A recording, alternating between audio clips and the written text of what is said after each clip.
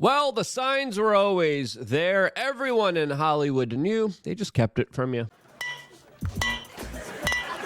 Breast milk, you made my day.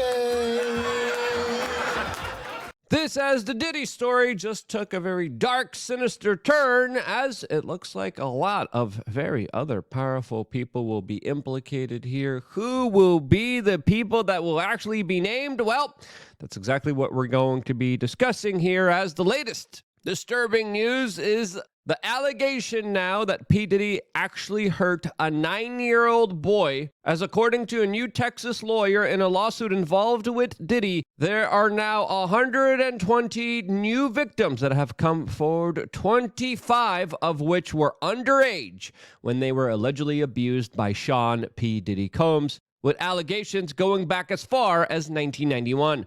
As according to this lawyer, the youngest victim was 9 years old. The other one was 14. There's another incident of a 15-year-old. As the specific details around this 9-year-old was that he was auditioning for, quote, bad boys, as a lot of this abuse happened in, quote, exchange for a music deal. And we always heard about these stories in the music industry. And now it looks like we're actually getting some details about it. As sadly, a lot of people will do anything to become celebrities.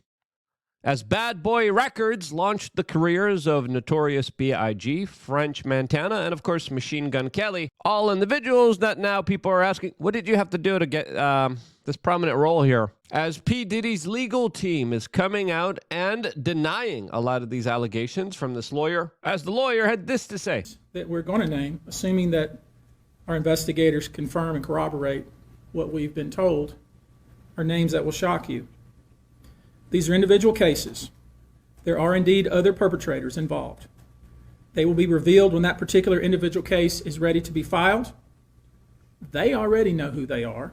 Now, who are these very powerful people that, of course, partied, hung out, and participated in these larger, quote, freak-offs and alleged abuses here? Well, there are a lot of powerful individuals, a lot of very rich individuals, as, of course, Sean P. Diddy Combs was a billionaire and also hung around the Democratic political party circles that also have their string of abusive, very powerful individuals, as, of course, individuals like Weinstein, Epstein, Seville, all hung around a lot of the liberals. Coincidentally, as one news organization talks about powerful people from the banking and pharmaceutical industry, as I think a lot of very high-profile people will be named here since Diddy was associated with a lot of them. One of the biggest high-profile people was, of course, the former president of the United States, Barack Obama, that had multiple videos, meetings with Sean P. Diddy Combs. This, as there's, of course, a lot of allegations about Barack Obama being, quote, a batty boy, as the allegations specifically from his diary, from his ex-girlfriend, and also the allegations from Larry Sinclair highlight how he was a switch hitter. As there's another video from Chrissy Teigen and John Legend, also associates of P. Diddy, that looks like they might have had a little slip-up here that potentially implicates the since people who routinely make these accusations and come a little bit too close to home, especially when it comes to the real sinister nature, usually get taken out. Now, what were they talking about here? Again, we could all assume here, as of course a conspiracy theorist, I choose to assume the worst, as a lot of powerful people usually do a lot of really dark stuff. As other powerful people that could be implicated in all of this are, of course, the Clintons, as Bill Clinton likes to get his freak on as well. He also loves his cigars. The royal family also hung out with P. Diddy, partied with him as well, as they have a lot of weird connections to a lot of people who also hurt children. As one of the victims of Jeffrey Epstein came forward and said that, quote, Diddy thought he was invisible. And when you're hanging out with the royal family, when you're hanging out with Hillary Clinton, Barack Obama, and other billionaires in the banking and pharmaceutical industry that believe that they're above the law, yeah, you also will believe that you're above the law as well, since a lot of these allegations stem from 1991. You look at what happened with Epstein. Those allegations were happening all the way in the mid-90s, with victims going to the FBI as the FBI obfuscated and ignored children that were coming to them. So yeah, did he believe that he was someone that was not going to be punished here? Yep, I believe so. as comedian Eddie Griffin came out and, of course, said that it's only a matter of time until Diddy gets Epsteined, as he had other very kind of interesting comments as a comedian within the Hollywood entertainment industry, as he is linking Diddy to a full network of psychotic perverts within the entertainment industry. That adds up when you look at the deeper, more sinister nature of the entertainment industry. They sacrificing Diddy. They said, nigga, you gotta take this because we can't be involved.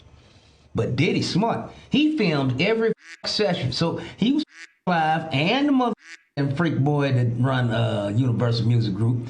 So he got them on some tapes. Now, that's why they raiding the house, because they got friends in Homeland Security and the feds. And they said, get in there and get them tapes from this nigga. He trying to blackmail us. That's what I believe is going on.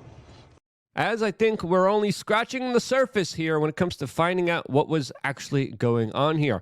As even there's someone that was tied to Jeffrey Epstein that was seen with Sean P. Diddy Combs.